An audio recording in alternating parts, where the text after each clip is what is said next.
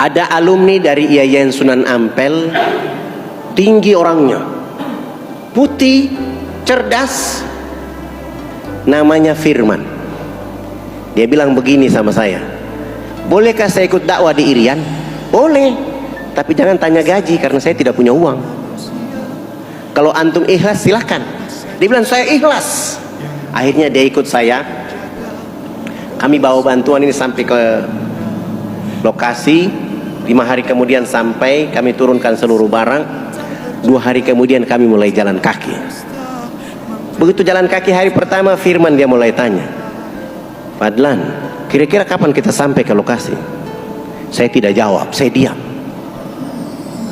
Besok pagi jalan lagi, menjelang asar kami istirahat. Dia tanya lagi, masih lama ya? Saya tidak jawab. Hari ketiga dia tanya lagi, saya tidak jawab. Hari keempat dia tanya, saya juga diam. Hari kelima langsung dia marah. Oh, kalau saya tahu dakwah begini saya tidak ikut antum ke Irian. Tolong pulangkan saya mau kembali ke Jawa Timur. Untuk apa saya menyusahkan diri di sini? Saya mulai peluk beliau dan saya bilang, Firman, ente tidak pantas beragama Islam. Ente tidak pantas menjadi umatnya Muhammad. Coba tengok 1400 tahun yang lalu, seorang anak manusia dalam rahim ibunya, ayahnya wafat. 6 tahun kemudian ibunya juga wafat, diasuh oleh kakeknya Abdul Muthalib. 2 tahun dari perjalanan itu kakeknya juga meninggal dunia, wafat. Walaupun di sana ada Ja'far, ada Ali, wahai Firman, Muhammad tidak pernah mengeluh sedikit pun bicara tentang dakwah. Antum baru datang dari Jawa Timur, antum mengeluh. Silakan antum mau pulang saja, di sana ada binatang buas, antum mau mati aja. Saya bicara begitu, akhirnya dia ketakutan dan dia bilang, kalau begitu kita jalan lagi. Kami jalan sampai ke lokasi 12 hari, berdakwah selama 3 bulan tidak ada orang masuk Islam. Dan saya mulai bilang, ini Ustadz tidak ada orang masuk Islam karena niat nawaitku ya, antum yang salah.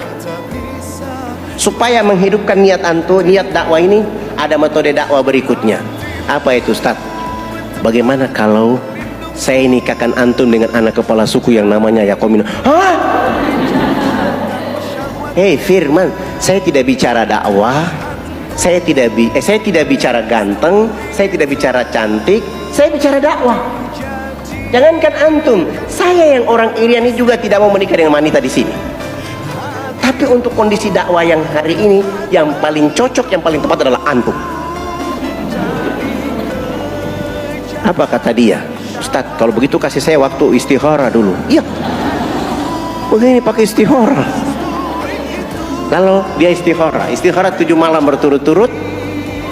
Pagi-pagi saya lagi sholat duha, dia menghadap saya dan saya lihat wajahnya antara sedih dan gembira. Bagaimana lagi Ustadz, wajah antum seperti masih pagi, sudah sedih-sedih begini? Ya Ustadz, saya sudah istihara berturut-turut 7 malam ini, jawabannya cahaya putih. Langsung saya bilang, alhamdulillahirabbil alamin. Berarti antum wajib menikah anak kepala suku. Bagaimana cara nikahnya Ustadz? Saya juga tahu caranya. Tidak mungkin kita nikahkan antum di sini.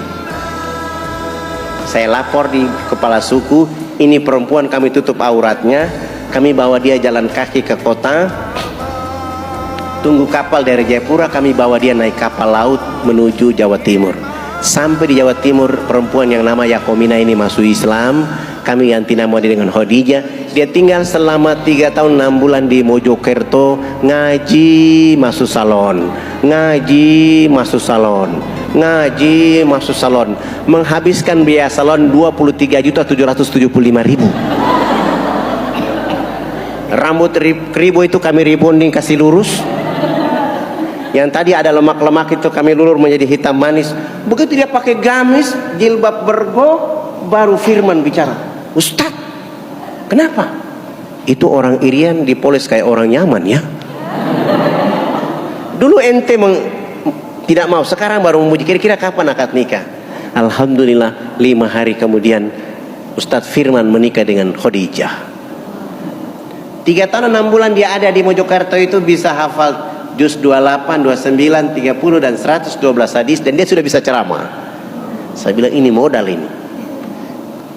Akad nikah selesai, saya bilang haram hukumnya 2 pasangan ini tinggal di sini karena ulama ustadz di sini banyak. Tugas saya bawa laki-laki ini dan perempuan bawa pulang. Dibawa sampai ke sana, saya mulai berpikir, kalau kita jalan kaki 12 hari, keringat ini membuat perempuan kembali ke habitatnya.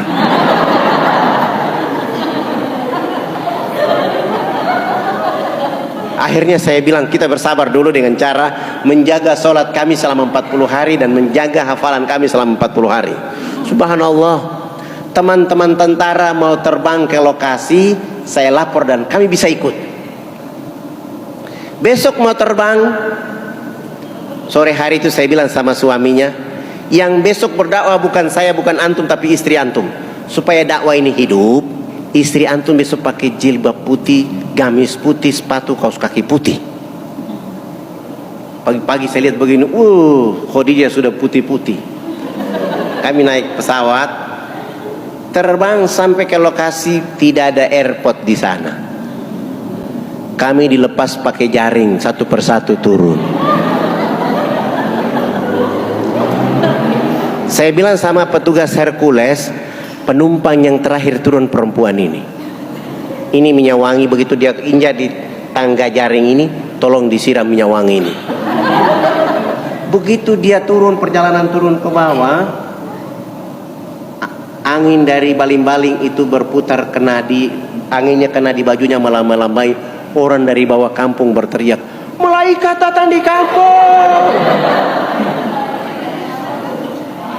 Orang belum pernah lihat perempuan pakaian seperti itu. Begitu dia turun, semua orang dari kampung itu berkumpul semua, lalu dia ceramah. Dia pakai bahasa mereka. Saya bisa bicara seperti begini, saya bisa pakai pakaian seperti ini. 3 tahun 6 bulan saya ke negeri mereka mengajarkan saya tentang kehidupan dan peradaban. Dan hari ini saya tidak boleh tinggal di sana, saya harus bawa contoh peradaban untuk kita di sini hidup, agar ayah ibu keluarga di sini berubah, supaya benar-benar menikmati apa yang dikasih oleh Allah sang pencipta di tempat ini.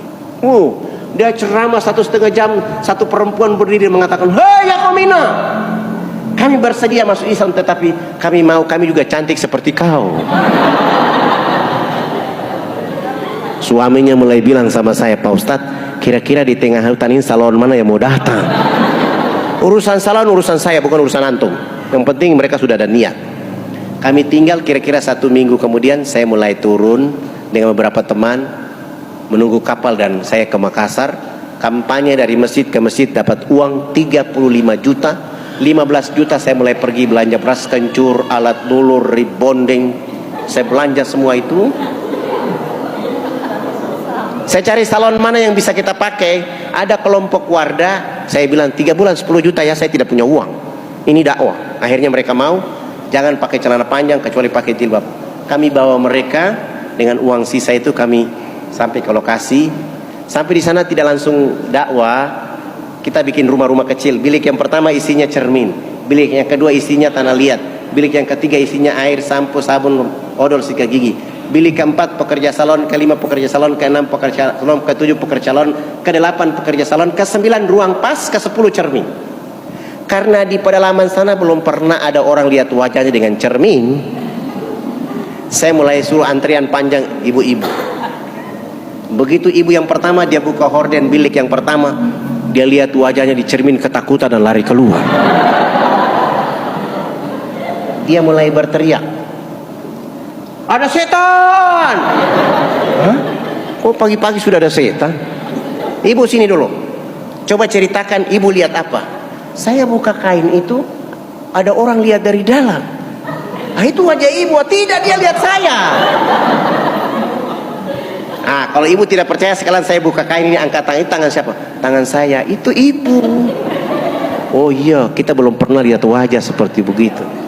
Dipindah ke bilik kedua, tahara dengan tanah liat sebanyak 6 kali, lalu menggunakan sabun, sampo, air. Begitu di bilik ke-9 mereka pakai baju gamis, rambut yang tadi jabri kayak pohon beringin itu ditutup dengan jilbab, lalu dia di cermin ke-10. Alhamdulillah, 662 perempuan ditambah 125 kepala keluarga syahadat. Hari ini semen 1 sak di kampung mereka 1.800.000. Masjid sudah terbangun 23 buah di sana.